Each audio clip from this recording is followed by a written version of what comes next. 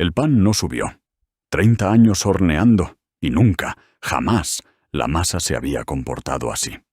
Muerta, plana, como si algo en el aire mismo la hubiera envenenado. Mi nombre es Marcus Besonius. Soy panadero en Pompeya. O lo era. Esta es la historia de cómo el Vesubio me robó todo en un solo día. Y cómo supe, desde el amanecer, que algo terrible iba a pasar. Debí haber huido en ese momento, cuando la masa no subió, cuando los pájaros dejaron de cantar, cuando mis manos temblaron al tocar la piedra del horno y sentí ese calor que no venía del fuego. Pero no huí, y eso me costó la vida. La mañana del 24 de agosto del año 79 después de Cristo comenzó como cualquier otra. Me levanté antes del alba. El aire estaba quieto, demasiado quieto. Ni un soplo de brisa desde el mar. Encendí el horno como había hecho miles de veces. La leña crepitó. Las llamas lamieron las piedras. Todo normal. Pero cuando traje la masa que había preparado la noche anterior, supe que algo andaba mal. No había subido. Toqué la masa con dedos temblorosos. Fría. Muerta. Ninguna de las burbujas que debían estar ahí. Ningún olor a fermentación. —¿Qué demonios? —susurré. Preparé otra. Más levadura. Más cuidado. La dejé junto al horno, donde el calor debía activarla. Nada. Seguía muerta. Esto no tiene sentido, pensé. La levadura estaba bien ayer. La masa estaba perfecta. Entonces lo sentí. Un temblor. Leve. Tan sutil que pensé que lo había imaginado. Pero las ánforas en el estante tintinearon. Apenas. Un sonido como de dientes castañeando. Salí a la calle. El sol empezaba a asomar tras el Vesubio. La montaña se veía extraña, más oscura de lo habitual, como si una sombra la cubriera. —¡Marcus! Mi vecino, el carnicero Lucius, me llamó desde su puerta. —¿Sentiste eso? El temblor. Sí. Van 3 en 2 días, dijo, y había algo en su voz. Miedo mal disimulado. Mi abuelo me contó que antes del gran terremoto, hace 17 años, pasó lo mismo. Los temblores son normales aquí, respondí, pero mi voz sonó hueca incluso a mis propios oídos. Lucius se encogió de hombros y volvió adentro. Yo me quedé mirando el Vesubio. Hermoso, imponente, fatal. Los pájaros. Ahí fue cuando lo noté. No había pájaros. Todas las mañanas, mi calle se llenaba del canto de cientos de aves, gorriones en los tejados, palomas en las columnas. Pero esa mañana, silencio. Ni uno solo. Los animales saben cosas, pensé. Los animales siempre saben. Volví adentro. Mi esposa, Julia, bajaba las escaleras con nuestros 2 hijos. Marco tenía 8 años. Julia, apenas 6. ¿Ya está el pan?, preguntó Marco. Tengo hambre. Miré la masa muerta en la mesa. Hoy no hay pan fresco, dije. Comeréis del de ayer. Julia, mi esposa, frunció el ceño. ¿Qué pasa con la masa? No sube. No sé por qué. El horno está bien. La levadura está bien. Pero... es el aire, interrumpió ella.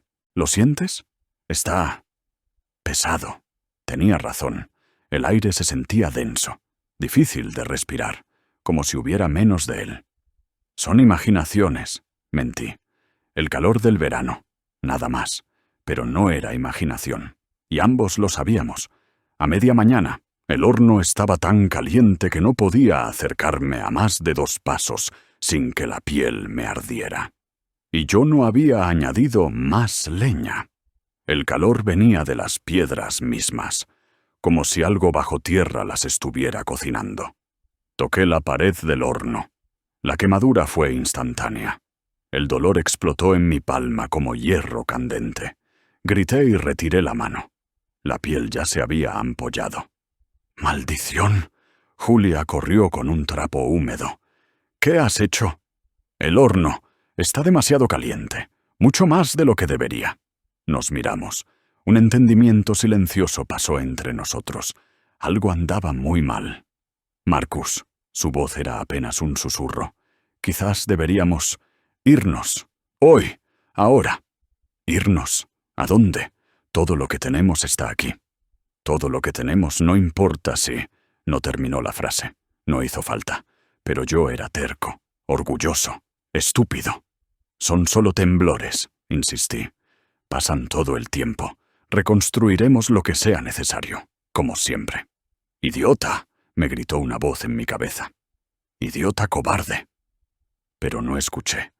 Al mediodía, la clientela empezó a llegar, menos que de costumbre, y los que venían con preguntas. «¿Sentiste el temblor de esta mañana? ¿Viste el Vesubio? Hay algo raro en la cumbre. Los pozos están secos, el agua desapareció durante la noche. Mi perro no para de aullar, toda la noche aullando hacia la montaña. Asentía a todo, vendía lo que podía, pan del día anterior. Nadie se quejaba, todos estaban distraídos, nerviosos, y entonces, justo después del mediodía, llegó un rugido, bajo, profundo, como si la tierra misma gruñera. Las ánforas cayeron de los estantes, el suelo tembló, no un temblor suave, un sacudón violento que me tiró de rodillas. Los niños gritaron. Julia los abrazó. Yo intenté mantener el equilibrio agarrándome a la mesa, y entonces vi algo que me heló la sangre.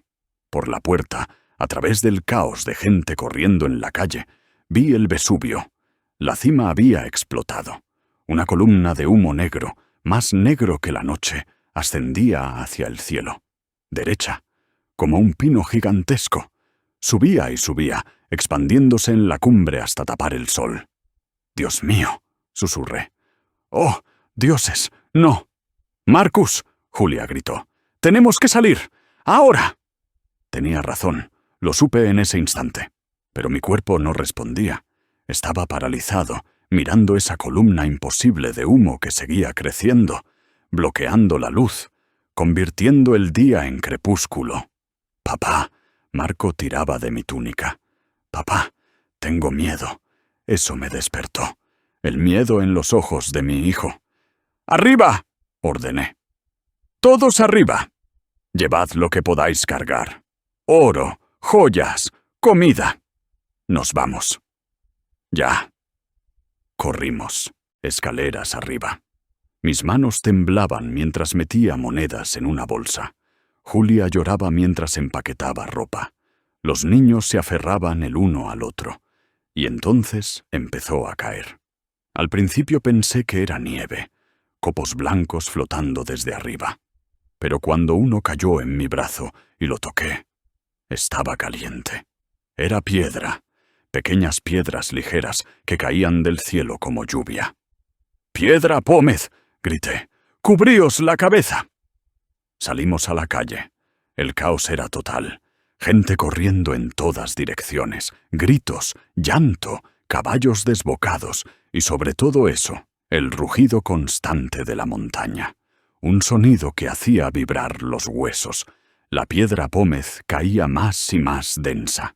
Ya no eran copos, eran granizos de roca que dolían al golpear, que se acumulaban en el suelo a velocidad imposible. «¡Hacia el puerto!», grité. «¡Hay que llegar al puerto!».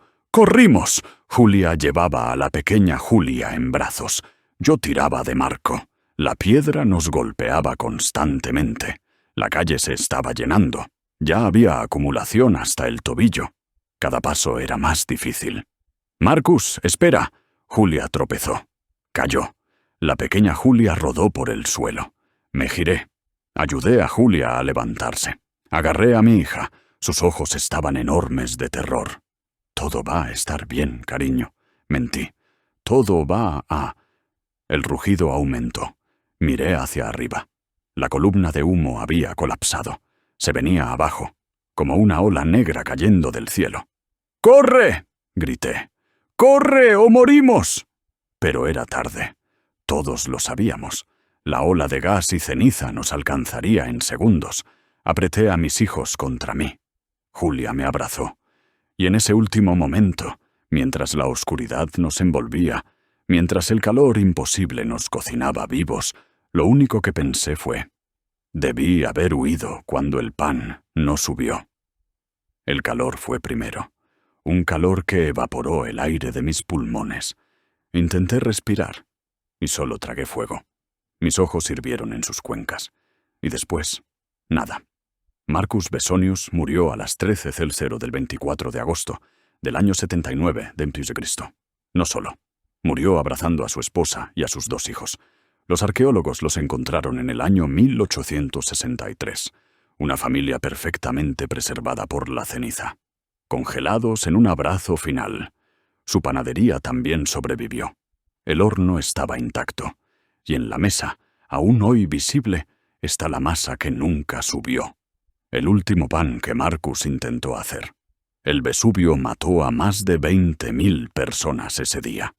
Pompeya fue enterrada bajo 6 metros de ceniza y piedra pómez. Herculano, bajo 20 metros de lodo volcánico solidificado.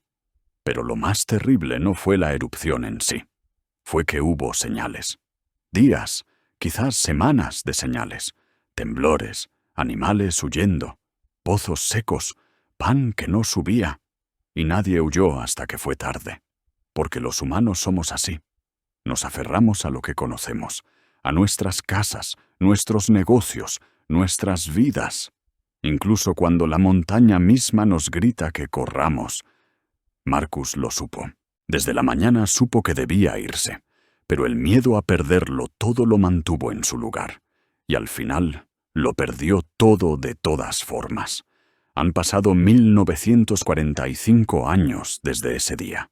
La historia que acabas de escuchar es real. Los restos de Marcus y su familia están en el Museo Arqueológico de Nápoles. Puedes verlos. Puedes ver exactamente cómo murieron. Y ahora que conoces su historia, te hago esta pregunta. Si tuvieras señales claras de un desastre inminente, pero significara abandonar todo lo que tienes, ¿huirías? ¿O esperarías demasiado, como Marcus? ¿Huir o quedarme? Déjalo en comentarios. Si llegaste hasta aquí, si esta historia te impactó tanto como me impacta a mí contarla, escribe Marcus no olvidado. La próxima semana, otra persona en Pompeya, otra perspectiva del mismo día de terror. Una esclava que intentó salvar a los niños de su amo y descubrió que cuando el mundo se acaba, las cadenas ya no importan. No te lo pierdas, porque Pompeya no fue solo una ciudad que murió. Fueron 20.000 historias individuales, 20.000 decisiones, 20.000 últimos momentos, y cada una merece ser contada.